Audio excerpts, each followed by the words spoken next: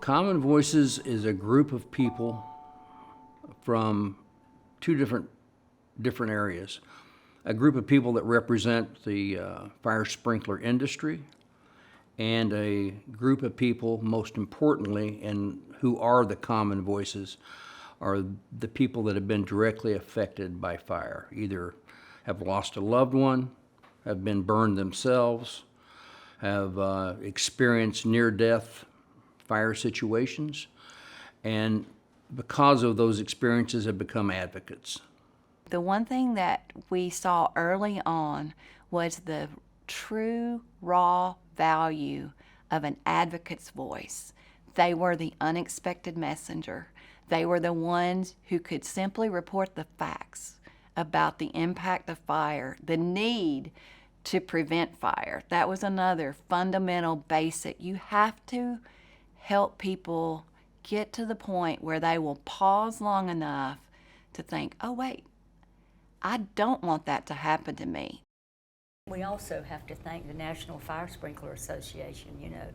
because they're the group that brought us together. They had Provided the idea. the platform. They provided us a platform, a vehicle to really make a difference. But it was when we came together as a common voice, as a one voice, that it gave you a purpose, and it just sort of added a clout. I don't know if that's the right word, but I mean, you just felt like you had a group that people respected and knew what the cause was. They are educating consumers on what fire means today versus what it meant in the past. 20 years ago, it took approximately 18 to 20 minutes for fire to reach flashover in a home.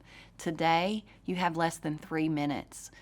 3 minutes or less to flash over on average. And that's why more people are dying, because that threshold has decreased so much. You are more likely to die in a fire in your home today than you were in 1972. This is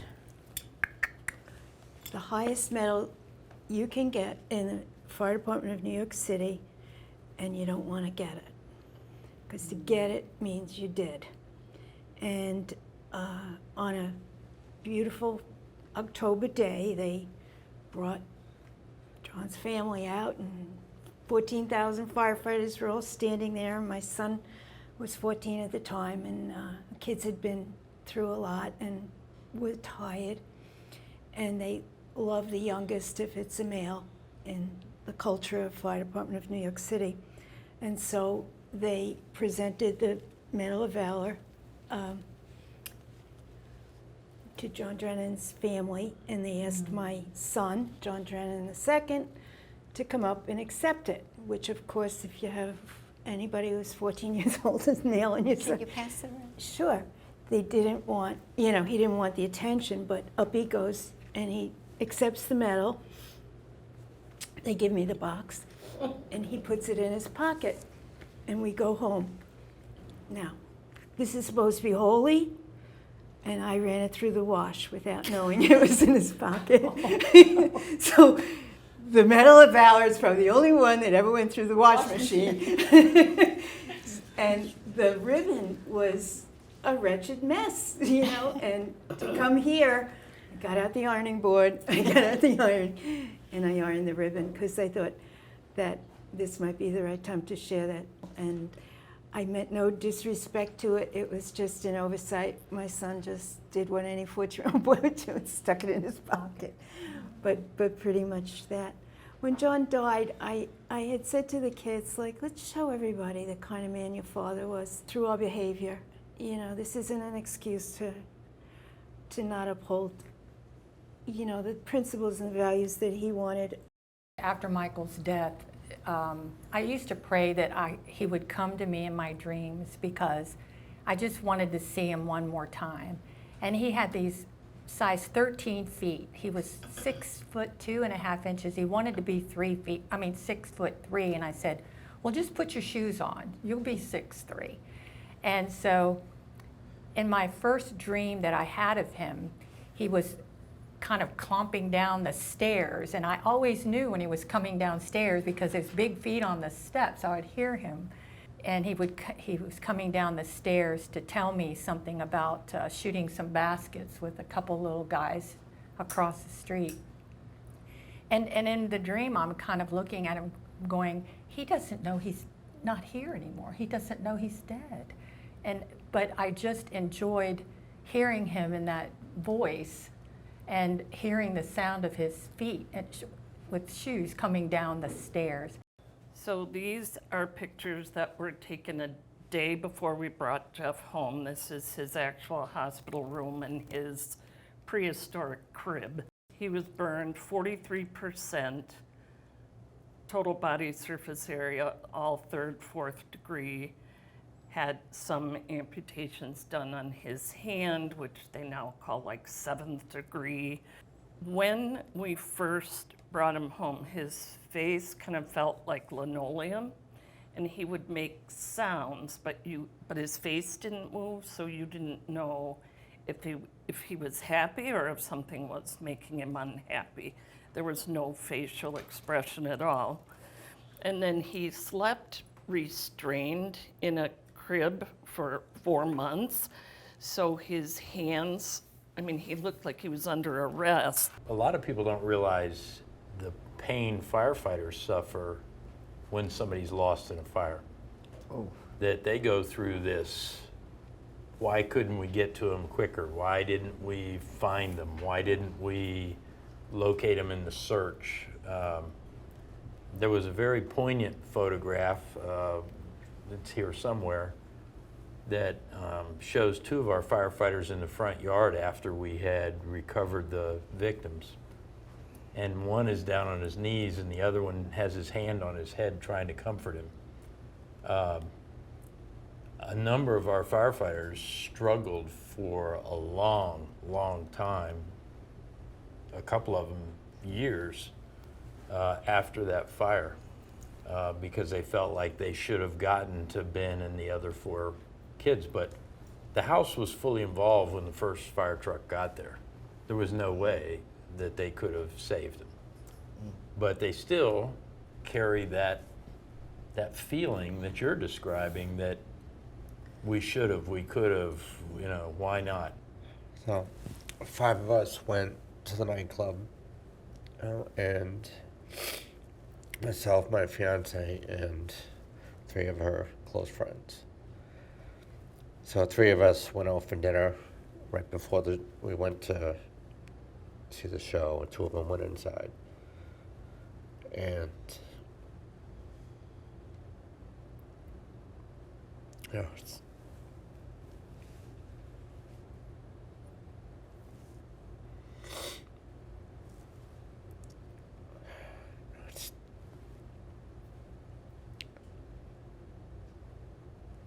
just that thought's going to my head right now.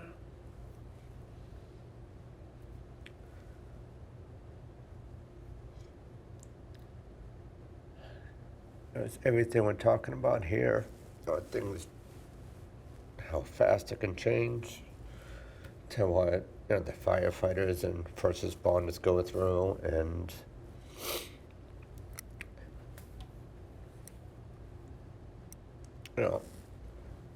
I'm going from my last dinner that night to when I got out, and the 2 firefighters that basically had stopped me from going back into the building, got me in an ambulance, which was in the parking lot of the Cohasset Inn, and Pam Gludadoria, who wound up being the 100th victim from the station fire. She was at dinner with us. She's one of my 5. And I went to her funeral. And at the reception afterwards, you would have thought everyone was there for me.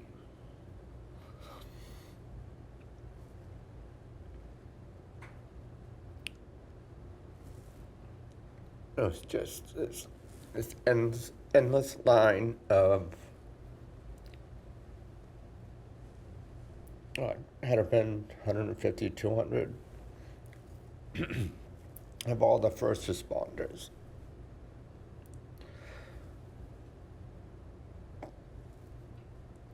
And it's like every single one of them is apologizing to me for not doing enough. So we lost Amos, and this is Amos, in our 1999 house fire. Very, very tragic house fire. I was severely burned. And his twin brother, the one that survived, also was severely burned as well. But fire has a way of dividing your life. I find myself talking about things post-fire, pre-fire. It's just such a strong event in your life that everything catapults around it. And so everything I do catapults around Amos and his memory. And I'm that type of person where he's not just gonna be forgotten. No one's gonna forget Amos. You know, a high school student, a young man had skipped school, was driving down the road, saw the smoke, and just as grandmother got up to the second story, you know, where she was coming to get me out, he was there, and she told him where I was in the house, and he came in the house, got me out, and actually took me to the hospital. I lived in this little rural community, and I could never figure out why I never met him. I met his wife, but I never met him. And so my cousin went to school with him, and they were having a class reunion. And so I met him, and he asked to speak to me privately. So we go in and we sit down and we chit-chatted for, you know, a little bit. And, you know, my heart was about to beat out of my chest. I was so excited. And he looked right at me and he said, "I have to tell you, I never wanted to meet you." He said, "I can close my eyes and see you as you were that day." Well, I first of all, of course, brought a picture of Ben. My son was 20 when he died in the fire in Chapel Hill. It was a Phi Gamma fraternity house, and 5 other children died in that fire. I remember my daughter went to visit one of her girlfriends whose sister had died in the fire. And she was on her way home, and she just called to say, you know, "Mom, I just want you to know I'm safe." It's been quite a talk about being a survivor. You know, obviously don't have any scars on the outside. All of my scars were inside. And, but I do feel like a survivor. And You are a survivor. For a lot of reasons, thank you. But this group, Common Voices, has always meant so much to me.